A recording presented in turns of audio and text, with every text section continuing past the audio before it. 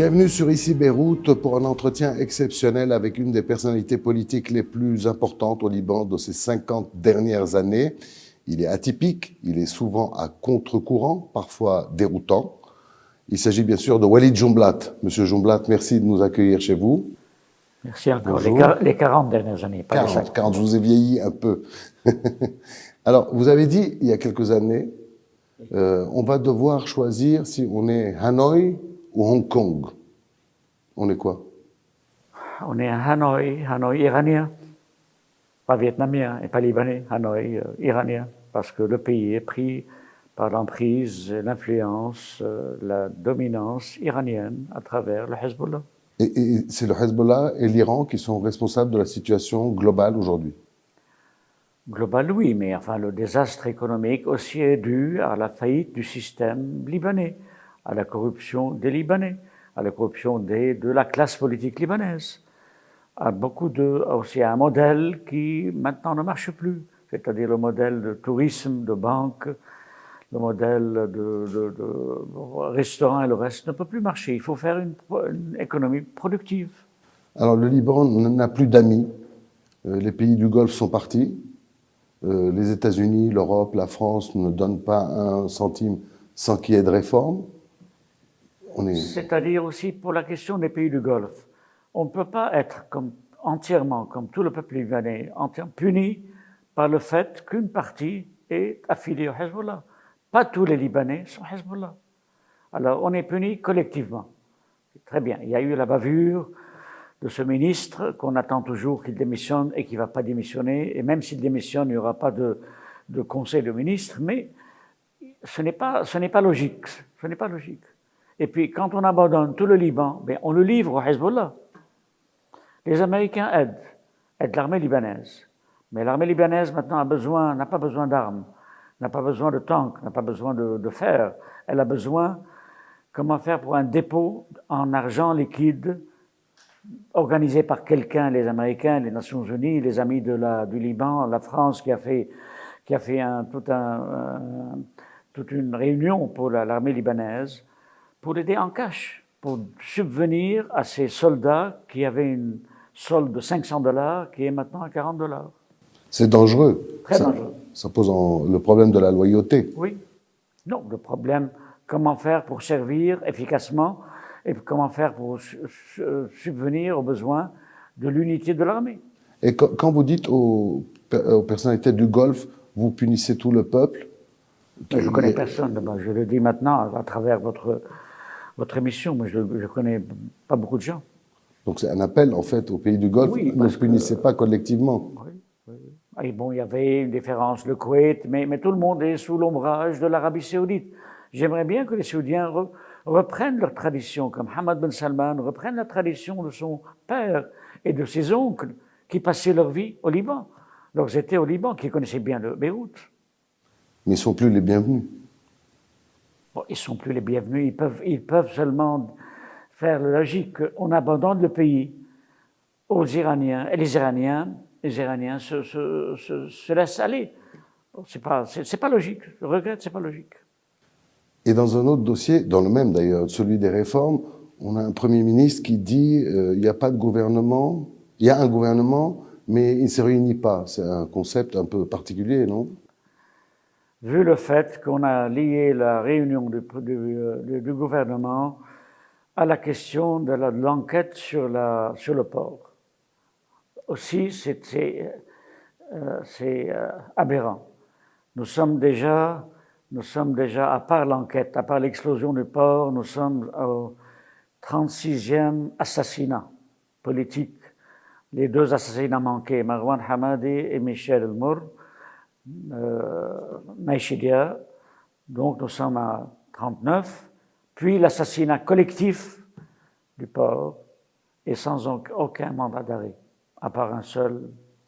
Enfin, vous pensez qu'un jour on saura la vérité sur cette explosion? Il faut bien une enquête.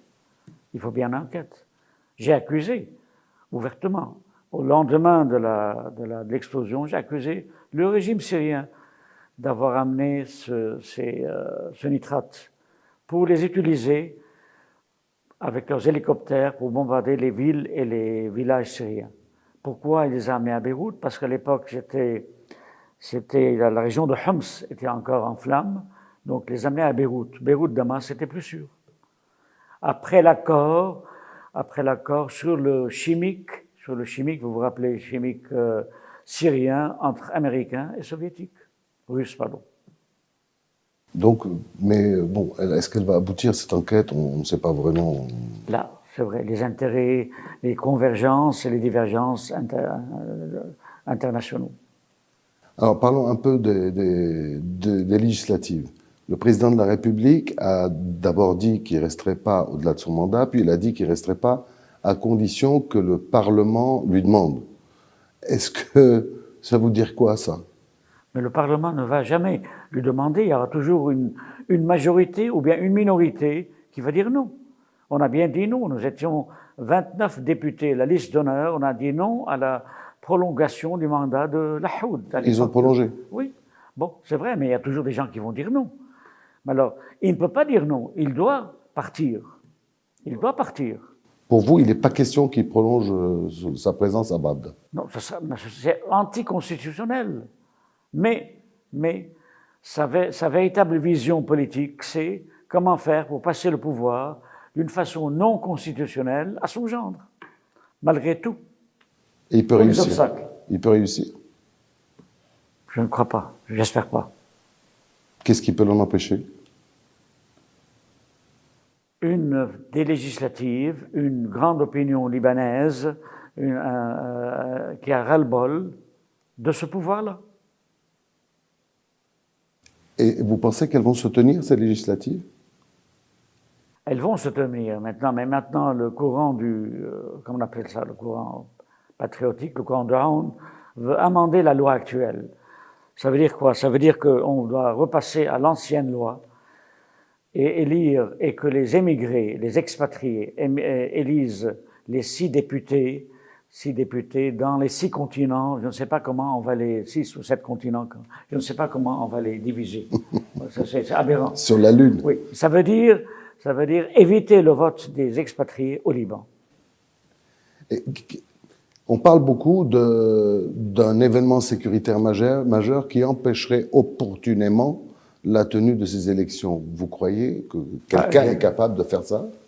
J'espère pas, mais vous savez, dans ce pays où le cycle des assassinats ne s'est pas arrêté, on ne sait pas. Vous pensez qu'il y a un risque? Tout est possible.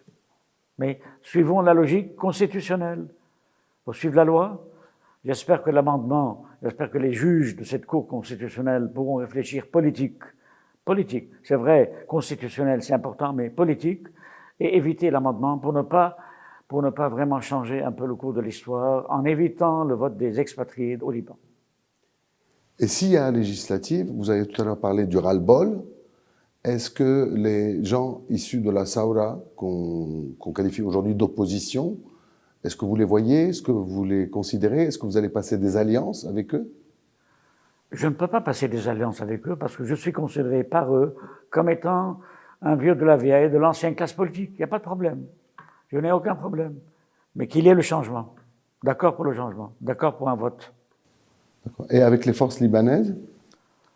La conjoncture politique s'annonce bien avec les forces libanaises et j'espère que Saad Hariri rentrera pour rester encore un acteur principal dans la logique de la souveraineté libanaise.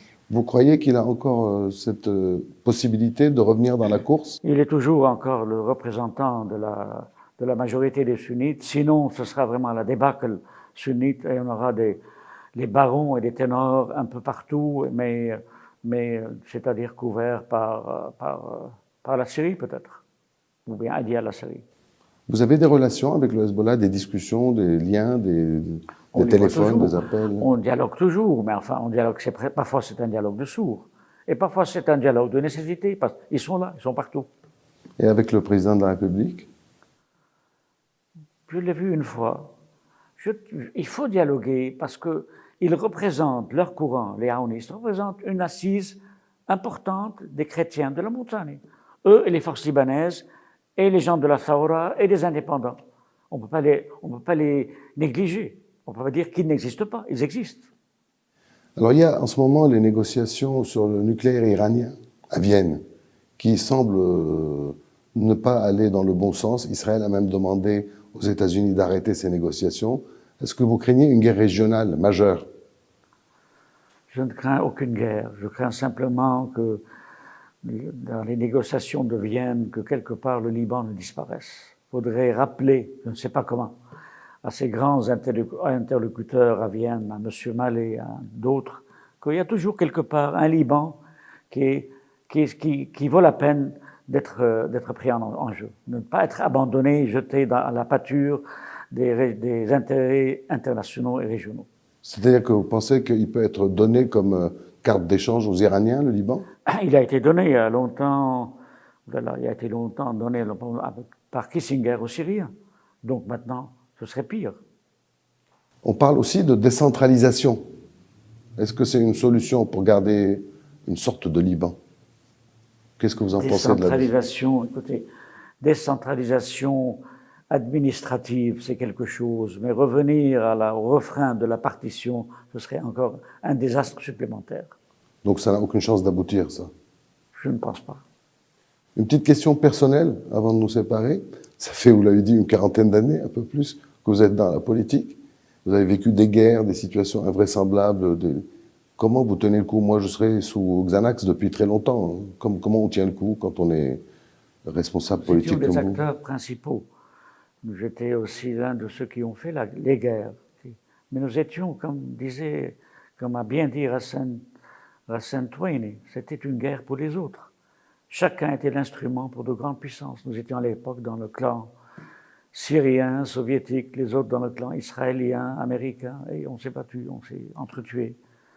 Mais le résultat, c'était la destruction du pays.